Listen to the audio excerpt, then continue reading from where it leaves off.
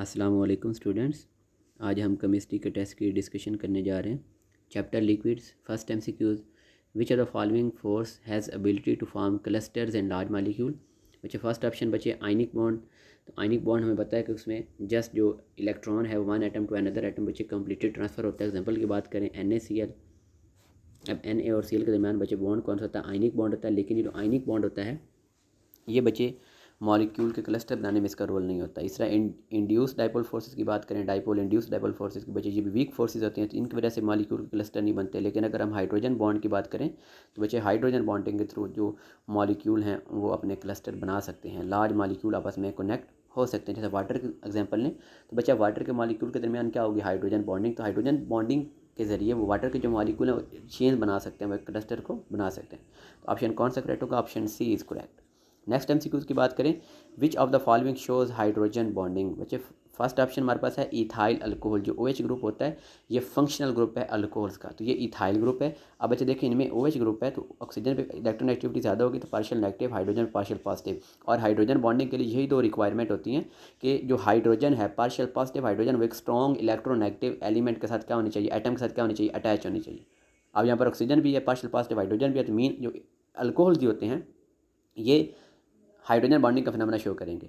Second option की बात करें बच्चे, हमारे पास ये ईथर है, डाई मिथाइल ईथर। अब देखें ईथर में पार्शियल जो नेगेटिव मीन जो स्ट्रॉन्ग इलेक्ट्रोनेगेटिव ऑक्सीजन तो मौजूद है, लेकिन ऑक्सीजन के साथ हाइड्रोजन अटैच नहीं है। इस वजह से जो ईथर होते हैं ये हाइड्रोजन बॉन्डिंग का फिनोमेना शो नहीं करते। थर्ड हम बच्चे बात करें इथाइल क्लोराइड के बारे में बात करें तो ये भी हाइड्रोजन बॉन्डिंग का फिनोमेना शो नहीं करती। तो कौन सा ऑप्शन करेक्ट होगा? Option A is correct, ethanol. Next MCQs की बात करें, evaporation is a reverse process. अब बच्चे देखिए इवेपोरेशन में क्या होता है कि जो लिक्विड होते हैं, द लिक्विड किस में कन्वर्ट हो जाते हैं? वेपर्स के अंदर कन्वर्ट हो जाते हैं। अब इसका रिवर्स प्रोसेस क्या होता है कि जो वेपर्स होते हैं वो बच्चे अगेन किस में कन्वर्ट हो जाते हैं? कंडेंस होकर लिक्विड में कन्वर्ट हो जाते हैं। इस प्रोसेस को हम क्या बोलते हैं? कंडेंसेशन बोलते हैं। कि मीन इवेपोरेशन जो है ये कंडेंसेशन का रिवर्स प्रोसेस है। ऑप्शन कौन सा करेक्ट होगा? Option D is correct, condensation. First बच्चे ऑप्शन था वो सब्लिमेशन। सब्लिमेशन हम किसे बोलते हैं? लिक्विड का डायरेक्ट वेपर्स में कन्वर्ट हो जाना without passing through the liquid phase. और फ्रीजिंग जैसे वाटर है बच्चे वो फ्रीज होकर आइस में कन्वर्ट हो जाता है। और मेल्टिंग किसे बोलते हैं? कि आइस वगैरह का या किसी सॉलिड का मेल्ट होना। तो यहाँ पर इवेपोरेशन का जो रिवर्स प्रोसेस होगा बच्चे वो कौन सा होगा? Condensation. In non polar molecule the strength of London forces depends upon. तो बच्चे नॉन पोलर मॉलिक्यूल जैसे हमारे हम हीलियम गैस की बात करें, H2 की बात करें, Cl2 की बात करें, जितने भी नॉन पोलर होते हैं होमोएटॉमिक मॉलिक्यूल, तो बच्चे उनके दरमियान जो लंडन फोर्सेस होती हैं बच्चे वो डिपेंड करती हैं upon the number of atom. जितने नंबर ऑफ एटम ज़्यादा होंगे तो उनके इलेक्ट्रॉन क्लाउड का साइज़ उतना ज़्यादा होगा। इलेक्ट्रॉन क्लाउड का साइज़ जितना ज़्यादा होगा तो उनकी पोलराइजेबिलिटी उतनी ज़्यादा होगी, पोल्स उतने जल्दी बनेंगे और फिर उनके दरमियान लंडन फोर्सेस भी उतनी स्ट्रॉन्ग होंगी। मीन इसका सारा का डायरेक्ट रिलेशन होता है कि नंबर ऑफ एटम को इंक्रीज़ करने से लंडन फोर्सेस क्या होती जाएंगी? इंक्रीज़ होती जाएंगी। Option C is correct.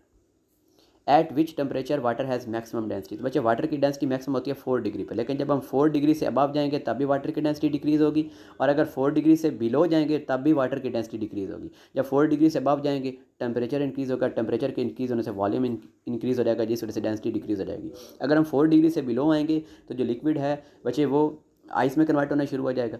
जब जैसे जैसे उसकी 4 डिग्री से टेम्परेचर बिलो होगा तो बच्चे उस वक्त क्या होता है कि जो मॉलिक्यूल होते हैं लिक्विड के मॉलिक्यूल पहले तो वो कंटिन्यूसली मूव कर रहे हैं, अब उनकी मोशन वहीं पर वो स्टैंड स्टिल हो जाते हैं, जिसकी वजह से उनके दरमियान स्पेसेस क्रिएट हो जाती हैं। और जो आइस का वॉल्यूम होता है वो लिक्विड की निस्बत 9% वो जो स्पेस होते हैं बच्चे वो इंक्रीज़ हो जाती हैं, जिसकी वजह से उसका वॉल्यूम इंक्रीज़ हो जाएगा और डेंसिटी क्या हो जाएगी? अगेन डिक्रीज़ हो जाएगी। मीन 4 डिग्री पे मैक्सिमम है, 4 से अबव जाओगे बिलो जाओगे वाटर की डेंसिटी डिक्रीज़ हो जाएगी। अपने याद रखना, बहुत इंपॉर्टेंट पॉइंट है। The amount of heat required to form vapours of 1 mole of liquid at the boiling point is called बच्चे हीट ऑफ वेपोराइजेशन। और वाटर के लिए इसकी वैल्यू याद रखने अपने बच्चे कितनी होती है? 40.6 kilo joule per mole. This is the heat of vaporisation of water. Due to which are the following force present in the water aquatic life is protected in cold climates. बच्चे आपको बताया था कि हाइड्रोजन बॉन्डिंग। अब actually होता है क्या है कि जब बच्चे हमारे पास जो टेम्परेचर है वो 4 डिग्री से बिलो होता है तो वाटर के दरमियान स्ट्रॉन्ग हाइड्रोजन बॉन्डिंग होती है। जैसे लिक्विड आइस में कन्वर्ट हो जाता है तो बच्चे आइस के अंदर जो स्पेसिस हैं वो इंक्रीज़ हो जाती हैं, जिस वजह से डेंसिटी उसकी क्या हो जाती है? डिक्रीज़ हो जाती है। और ऊपर एक जो है वो आइस की लेयर बन जाती है। अब उस जो आइस की लेयर है वो इंसुलेटर के तौर पर काम करती है। फर्दर जो हीट होती है वो जो लेयर के जो अंडरनीथ जो वाटर होता है वो वार्म होता है, उससे हीट जो है वो इन्वायरमेंट के अंदर लॉस नहीं होती। क्यों? क्योंकि वो आइस की लेयर एज अ इंसुलेटर काम करे। ठीक है, तो इस वजह से वो जो एक्वाटिक ऑर्गेनिज्म है वो प्रोटेक्ट होते हैं। यहाँ पर कौन सा ऑप्शन करेक्ट होगा? ऑप्शन सी इज करेक्ट कि वाटर में हाइड्रोजन बॉन्डिंग है। Which of the following force has no relation with the valence electron. बच्चे याद रखना जो वैलेंस इलेक्ट्रॉन होते हैं उनके साथ इंटर मालिकुलर फोर्स का कोई रिलेशन नहीं होता। आयनिक बॉन्ड की बात करें तो बच्चे बिल्कुल वैलेंस बॉन्ड के अंदर ये इन्वॉल्व मतलब डिपेंड करता है। केमिकल बॉन्ड की बात करें, कोई भी आयनिक बॉन्ड, कोवलेंट बॉन्ड, तो बच्चे ये जो इनमें जो हैं वो वैलेंस जो हम इलेक्ट्रॉन के बाद उनका रिलेशन बिल्कुल होता है। इंट्रा मालिकुलर फोर्स की बात करें तो एक्चुअली ये जो आयनिक बॉन्ड, कोवलेंट बॉन्ड ये हैं intra molecular molecule with in the same molecule है, एटम के दरमियान है। तो एटम के दरमियान जो भी बॉन्ड बनेगा वो वैलेंस या इलेक्ट्रॉन पर डिपेंड करता है, लेकिन मॉलिक्यूल के दरमियान जो बच्चे बनेगा, जो भी बॉन्ड बनेगा, जैसे हाइड्रोजन बॉन्डिंग की बात करें, डाइपोल डबल फोर्स की बात करें, तो वो वैलेंस इलेक्ट्रॉन पर डिपेंड नहीं करती, वो सारी डिपेंड करती हैं इलेक्ट्रोनेगेटिविटी पर डिपेंड करती है। तो कौन सा ऑप्शन करेक्ट होगा? Option C is correct, intermolecular force. Which of the following is a directional bond? बच्चे आपने याद रखना है कि हमारे पास जो हाइड्रोजन बॉन्ड होता है वो भी डायरेक्शनल बॉन्ड होता है, और उसके अलावा जो कोवलेंट बॉन्ड होता है वो भी हमारे पास डायरेक्शनल बॉन्ड होता है, और जो आयनिक बॉन्ड और जो मेटेलिक बॉन्ड होते हैं they are non directional bond. Option C is correct. In a pressure cooker boiling point of the water is raised than the normal. Actually बच्चे प्रेशर कुकर के अंदर हम कहते हैं कि वहाँ पर जो वेपर प्रेशर होता है वो इंक्रीज हो रहता है। हमने कहा था कि जब एक्सटर्नल जो प्रेशर है, वेपर प्रेशर की बात करूँ, जब एक्सटर्नल प्रेशर बच्चे इंक्रीज हो जाएगा तो उसकी वजह से वाटर का बॉइलिंग पॉइंट भी क्या हो जाएगा? इंक्रीज हो जाएगा। अब प्रेशर कुकर के अंदर हम कंडीशन क्या रखते हैं कि बच्चे वहाँ पर जो है वो प्रेशर इंक्रीज हो जाता है, प्रेशर के इंक्रीज होने की वजह से वाटर का जो बॉइलिंग पॉइंट होगा वो नॉर्मल से इंक्रीज हो जाएगा। Option A is correct. which will evaporate faster, hot water in a cup or cold water in a cup? बच्चे देखें, अब इनमें से इवेपोरेट ज़्यादा वो करेगा जिसकी काइनेटिक एनर्जी ज़्यादा होगी। अब हॉट वाटर की बात करें तो मीन उसकी उनके मॉलिक्यूल की काइनेटिक एनर्जी क्या है? ज़्यादा। जिनकी काइनेटिक एनर्जी जितनी ज़्यादा होगी तो उतना जल्दी बच्चे सरफेस पे आएंगे, सरफेस से क्या करते जाएंगे? इवेपोरेट करते जाएंगे। जब वो अट्रैक्टिव फोर्सेस को डोमिनेट करेंगे तो वहाँ से इवेपोरेट हो जाएंगे। तो ऑप्शन कौन सा करेक्ट होगा? Option B is correct, hot water जल्दी इवेपोरेट हो जाएगा। Presence of process of diffusion in liquid is, बच्चे लिक्विड जो है वो भी डिफ्यूजन का फिनोमेना शो करते हैं, हालांकि इनका जो डिफ्यूजन होती है वो गैसेस की निस्बत कम होती है, लेकिन क्यों होती है बच्चे? Due to constant motion. हालांकि इनके मॉलिक्यूल कांस्टेंटली मूव करते हैं, लेकिन वो जो इनकी जो मूवमेंट होती है वो गैसेस की निस्बत क्या होती है? कम होती है। क्यों कम होती है? यहाँ पर स्पेसिस कम होती हैं और यहाँ पर बच्चे इंटरमॉलिक्यूलर फोर्सेज मौजूद होती हैं। Option D is correct, constant motion की वजह से लिक्विड डिफ्यूजन का फिनोमेना शो करते हैं। Hydrogen bonding is stronger than, बच्चे जो हाइड्रोजन बॉन्डिंग होती है वो dipole forces, Debye forces, London dispersion forces सबसे ही स्ट्रॉन्ग होती है। तो कौन सा ऑप्शन करेक्ट होगा? All of these. At which temperature water boils at Murree hill, बच्चे आप चूँकि मरी हिल्स पे जो एक्सटर्नल जो प्रेशर है वो 760 टॉर से बिलो कर कितना रहता है? 700 टॉर। हमने कहा था जब एक्सटर्नल प्रेशर डिक्रीज़ होगा तो वाटर का बॉइलिंग पॉइंट भी डिक्रीज़ हो जाएगा। अब चूँकि एक्सटर्नल जो प्रेशर है वो 760 से डिक्रीज़ होकर 700 टॉर पे आ गया, तो वाटर का जो बॉइलिंग पॉइंट है वो 100 से डिक्रीज़ होकर 98 डिग्री पे आ जाएगा। Option C is correct. Which is the relationship between the boiling point and external? आपको बता दें बच्चे कि जैसे जैसे एक्सटर्नल प्रेशर को इंक्रीज़ करेंगे तो वाटर का जो बॉइलिंग पॉइंट है वो भी इंक्रीज़ हो जाएगा। Option A is correct, boiling point increase if external pressure is increase. Kinetic energy of liquid is directly proportional to the बच्चे टेम्परेचर को इंक्रीज़ करेंगे तो काइनेटिक एनर्जी इंक्रीज़ होती जाएगी। Option B is correct. Melting point and boiling point of liquid depend upon, देखें melting और boiling point बच्चे किस पर डिपेंड करते हैं? फर्स्ट ऑप्शन है जी motion of liquid molecule, intermolecular force between the molecule, kinetic energy of the molecule या मास ऑफ द मॉलिक्यूल। बच्चे ऑप्शन करेक्ट होगा, ऑप्शन बी इज करेक्ट। देखिए लिक्विड के मॉलिक्यूल के दरमियान इंटरमॉलिक्यूलर फोर्सेज बच्चे जितनी स्ट्रॉन्ग होंगी तो उनके मेल्टिंग और बॉइलिंग पॉइंट उतने ज़्यादा होंगे। Option B is correct. Water is considered as universal solvent because of which properties, बच्चे वाटर यूनिवर्सल सॉल्वेंट क्यों है? देखें पोलर नेचर ऑफ वाटर बिल्कुल बात ठीक है, partial negative partial positive pole इसके अंदर होते हैं, हाइड्रोजन बॉन्डिंग भी होती है, इलेक्ट्रोनेगेटिविटी डिफरेंस की वजह से वही partial negative partial positive pole appear होते हैं। तो मीन ये जो तीनों बातें लिखी बिल्कुल बात बच्चे ठीक लिखी हैं, इन्हीं की वजह से जो वाटर होता है वो यूनिवर्सल सॉल्वेंट होता है। Option D is correct, all are correct. Ice occupies more space than liquid water by, बच्चे वहाँ पे लिखा हुआ था 9%। अब जब 9% हमने कैसे निकाला? 9 को 100 से डिवाइड कर देना, तो आंसर कितना आ जाएगा? 0.09। Option B is correct. Which instrument is use to measure the vapour pressure of a liquid, बच्चे फर्स्ट ऑप्शन था बैरोमीटर। तो बच्चे बैरोमीटर जो होता है ये एक्सटर्नल प्रेशर को, जो हमारे पास एटमॉस्फेरिक जो प्रेशर होता है, एटमॉस्फेरिक प्रेशर, ये उसको मेजर करने के लिए यूज़ होता है। जो मैनोमीटर होता है ये वेपर प्रेशर को मेजर करने के लिए यूज़ होता है और यही हमारा करेक्ट ऑप्शन होगा। थर्मामीटर बच्चे जो होता है ये टेम्परेचर को मेजर करने के लिए यूज़ होता है, और जो स्फिगो मैनोमीटर होता है बच्चे ये जो हार्ट का जो प्रेशर होता है उसको मेजर करने के लिए यूज़ होता है। मीन बैरोमीटर एक्सटर्नल जो है अपना वो एटमॉस्फेरिक प्रेशर को मेजर करने के लिए बैरोमीटर यूज़ होता है। स्फेगोमीटर जो है बच्चे ये हार्ट का जो प्रेशर है उसको मेजर करने के लिए यूज़ होता है। थर्मामीटर जो है वो टेम्परेचर को मेजर करने के लिए यूज़ होता है, और जो मैनोमीटर होता है ये वेपर प्रेशर को मेजर करने के लिए यूज़ होता है। Option B is correct. Adhesive nature of honey and बच्चे यहाँ पर एक्चुअली ग्लू आना था, ब्लू लिखा हुआ है। Glue is due to the presence of, बच्चे इनकी एडहेसिव नेचर किस वजह से होती है, due to hydrogen bonding. Option A is correct. On what factor boiling point of a liquid does not depend. बच्चे देखें पहला एक्सटर्नल प्रेशर है तो बॉइलिंग पॉइंट एक्सटर्नल प्रेशर पर डिपेंड करता है। एक्सटर्नल प्रेशर को इंक्रीज़ करेंगे तो बॉइलिंग पॉइंट इंक्रीज़ हो जाएगा। वेपर प्रेशर पर भी डिपेंड करता है, जिनका वेपर प्रेशर जितना ज़्यादा होगा उनका बॉइलिंग पॉइंट उतना कम होगा। इंटरमॉलिक्यूलर फोर्स की बात करें तो इंटरमॉलिक्यूलर फोर्स जितनी स्ट्रॉन्ग होगी तो बॉइलिंग पॉइंट उतना ज़्यादा होगा, लेकिन जो बॉइलिंग पॉइंट है वो अमाउंट ऑफ लिक्विड पर डिपेंड नहीं करता। Option C is correct. The intermolecular force bring the molecule close together and give them particular। बच्चे देखें, याद अपने रखना है कि बच्चे जो फिजिकल प्रॉपर्टीज़ होती हैं they depend upon the intermolecular force, और जो केमिकल प्रॉपर्टीज़ होती हैं ये बच्चे डिपेंड करती हैं इंट्रामॉलिक्यूलर फोर्स। अब याद रखना बच्चे कि जैसे जैसे इंटरमॉलिक्यूलर फोर्सेस स्ट्रांग होती जाएंगी तो उनकी फिजिकल प्रॉपर्टीज़ मीन के melting point, boiling point, heat of vaporisation, इनकी वैल्यूज भी क्या होती जाएंगी, इंक्रीज होती जाएंगी। Option B is correct. When a liquid is heated in a closed container, equilibrium is established between the, बच्चे देखें जब लिक्विड को हीट करते हैं तो लिक्विड वेपर में कन्वर्ट हो जाता है, ठीक है। तो अब जो इक्विलिब्रियम है वो किस किस के दरमियान बच्चे वो अपना जो डिवेलप होता है, एस्टेब्लिश होता है बच्चे, जो है वो इक्विलिब्रियम इस्टेब्लिश होता है बिटवीन लिक्विड एंड वेपर। हम वहाँ पे बात करते हैं कि जितने लिक्विड वेपर में कन्वर्ट हो रहे हैं उतने ही जो वेपर हैं वो लिक्विड में कन्वर्ट होते रहेंगे। ये दोनों प्रोसेस क्या हो जाते हैं बच्चे, इक्वल हो जाते हैं। जो इवेपोरेशन होती है और हमारे पास जो कंडेंसेशन होती है, इन दोनों का क्या हो जाता है, वो इक्वल हो जाता है। तो मीन यहाँ पर इक्विलिब्रियम किसके अंदर आएगा, लिक्विड एंड वेपर के अंदर आएगा। Option B is correct. Next हम सीक्वेंस की बात करें, the measurement of the extent to which the electron cloud is distorted. बच्चे डेफिनेशन इसको क्या बोलते हैं, पोलराइज एबिलिटी बोलते हैं। इलेक्ट्रॉन क्लाउड का साइज जितना ज़्यादा होगा तो पोलराइजेबिलिटी उतनी ज़्यादा होगी। Which one of the following is a strong acid. बच्चे देखें स्ट्रॉन्ग एसिड वही होगा ना जो इजीली अपने H पॉजिटिव आयन को डोनेट करेगा। अब HF जो होता है बच्चे हिसाब से वीक एसिड होता है, क्यों, क्योंकि इसके अंदर हाइड्रोजन बॉन्डिंग होती है और उस हाइड्रोजन बॉन्डिंग की वजह से बच्चे जो एक हाइड्रोजन होती है वो दो फ्लोरीन एटम के मान इंट्रैप हो जाती है, जिस वजह से वो उसको इजीली डोनेट नहीं कर सकता, तो फिर फ्लोरीन क्या होगा, वो एक वीक एसिड होगा। लेकिन हम अगर HI की बात करें बच्चे, ये सबसे ज़्यादा स्ट्रॉन्ग एसिड होता है, क्यों, क्योंकि देखिए इसके इलेक्ट्रॉन क्लाउड का साइज ज़्यादा होगा, इसकी पोलराइजेबिलिटी क्या होगी, सॉरी जो HI है ना, HI अब बच्चे ये इजीली जो है ना इसका साइज़ इंक्रीज़ होता है ना, तो इजीली अपने H पॉजिटिव आयन को क्या कर देगा, डोनेट कर देगा। जितना आसानी से H पॉजिटिव आयन को डोनेट करेगा उतना ये क्या होगा, स्ट्रॉन्ग एसिड होगा। Option B is correct. In protein the hydrogen bonding is present between. बच्चे एक्चुअली होता है कि जो अपना जो होते हैं ना हेलिक्स होते हैं बच्चे प्रोटीन के, अब उसमें होता है क्या, इस हेलिक्स पे single C double bond O होगा, तो ऊपर वाला जो होता है बच्चे उसमें होता है N सिंगल बॉन्ड H।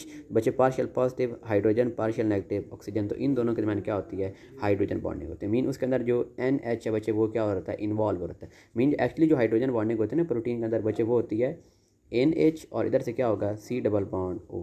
देखें यहाँ पर क्या होगी, हाइड्रोजन बॉन्डिंग, तो NH जो होता है वो इन्वॉल्व होता है। Option B is correct.